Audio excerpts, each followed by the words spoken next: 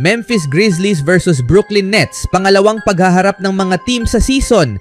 Ngayon pag-usapan natin ang buong detalye sa laro na ito. Kaya mag-subscribe na kayo mga kaibigan.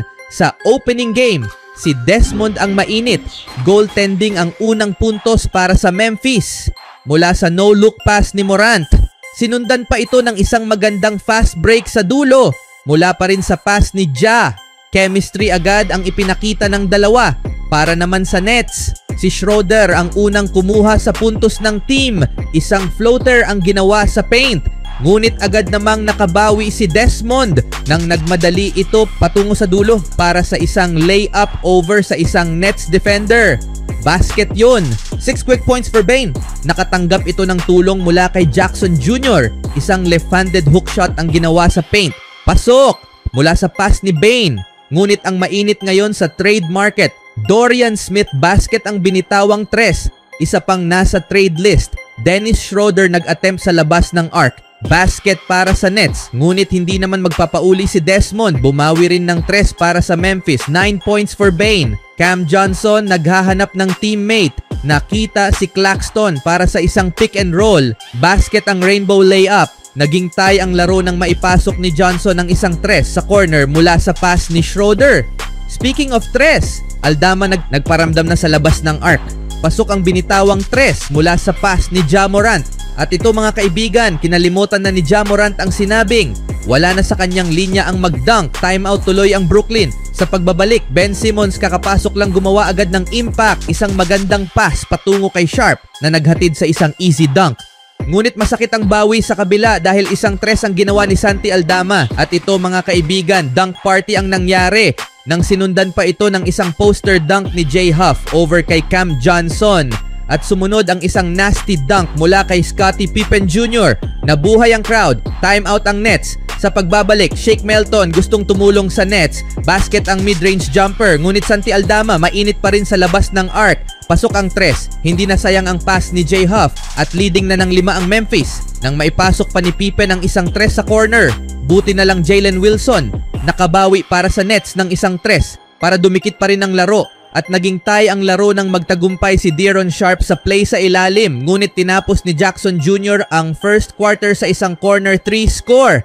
36-39 in favor of Memphis. End of first quarter. Sa second quarter, Ja Morant.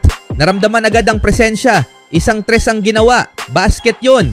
Ngunit Shake Milton gumawa ng reverse layup sa ilalim para dumikit pa rin ang laro. 8 minuto sa ikalawang kalahati ang natitira. Ja Morant, isang hard drive ang ginawa na nagtapos magandang layup sa paint.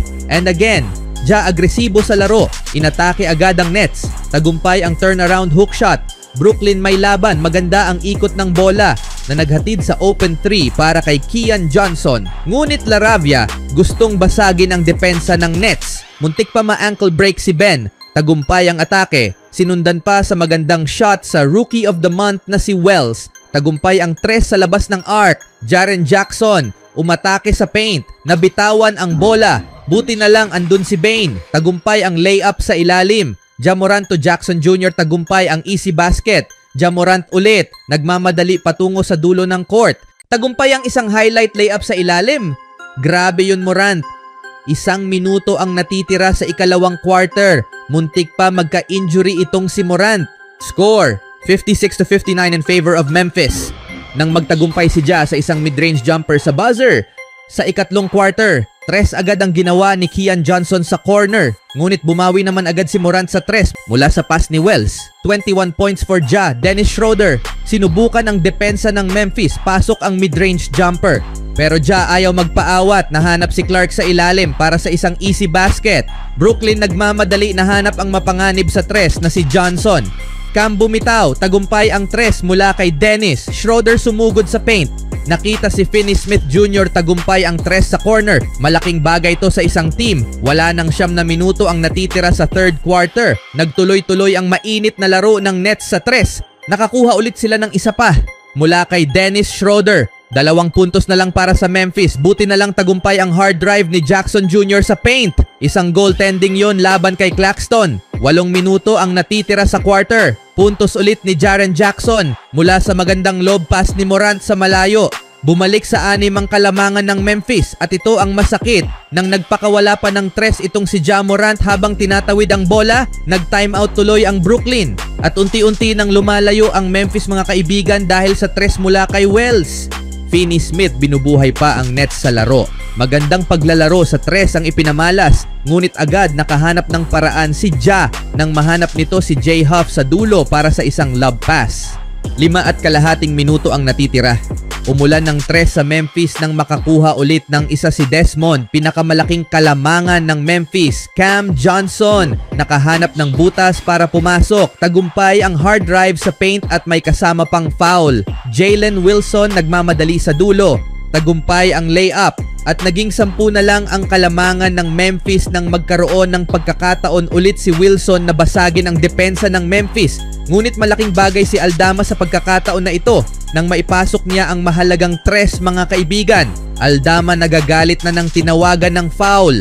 Agresibo tuloy laban sa Nets. Tagumpay ang jumper sa mid-range. Sinundan pa ng mahirap na shot mula sa 3 sa corner. Basket yon. At nagpatuloy pa ang magandang laro ng Memphis sa 3-ball nang magawa rin ni Jackson Jr. ang isa pa mula sa pass ni Pippen Jr. Scottie Pippen Jr. nagmamadali patungo sa dulo. Tagumpay ang drive at naghahanap pa ng foul. Score 95-107 in favor of Memphis end of 3rd quarter. Sa 4th quarter, Clowney 3 agad ang kinuha. May kasama pang swerte ng pumasok. Ngunit Ja Morant isang magandang drive sa paint ang ginawa. Basket, ngunit offensive foul ang hatol ng opisyal. Nag-request ng replay. Sa huli binawi ang tawag na yon at may bonus pang isang free throw itong si Morant. Schroeder hindi pa sumusuko. Magandang nahanap si Claxton sa gitna. Basket ang hook shot. Sinundan pa ng quick 3 mula kay Dennis Schroeder. Comeback attempt. Halos 1 minutong hindi nakapuntos ang Memphis. Buti na lang tinapos ito ni Marcus Smart sa corner. Isang 3 ang ginawa mula sa pass ni Morant. Back-to-back position para sa Smart. Tagumpay ang atake sa paint at bumalik sa 15 ang kalamangan ng Memphis nang magkaroon sila ng pagkakataon sa fast break point dahil kay Jaren Jackson. Timeout tuloy ang Nets. Sa pagbabalik, Desmond Bane, agresibo pa rin, inatake ang paint. Nakita si Clark sa ilalim na nagtapos sa isang easy basket. Ngunit Ben Simmons, maganda pa rin ang passing, nakita ng maluwag si Sharp para sa isang easy basket. Sinundan pa ng isang magandang hanap ni Wilson sa ilalim kay Ben. Dunk yon para kay Simmons. Ngunit Desmond Bane, madali lang nakakahanap ng butas para makapasok sa paint. Tagumpay ang isang magandang layup sa ere. Sinundan pa nito ng isang offensive rebound para sa isang easy hook shot sa lane. 21 points for Bane. Mas lumaki ang kalamangan nang magtagumpay ulit si JJJ sa isang 3. At naghiyawan ang mga tao sa arena nang ipinasok na ng Memphis si Yuki Kawamura. Sa huli panalo ang Memphis. 119-135, Ja Morant 28 points, Dorian Finney-Smith 19 points for Nets. Even when you feel low, you can still go. Even when you feel slow, you can still go. Even when there's no hope, you can still go. I never answer to no, man, I still go. Go, go.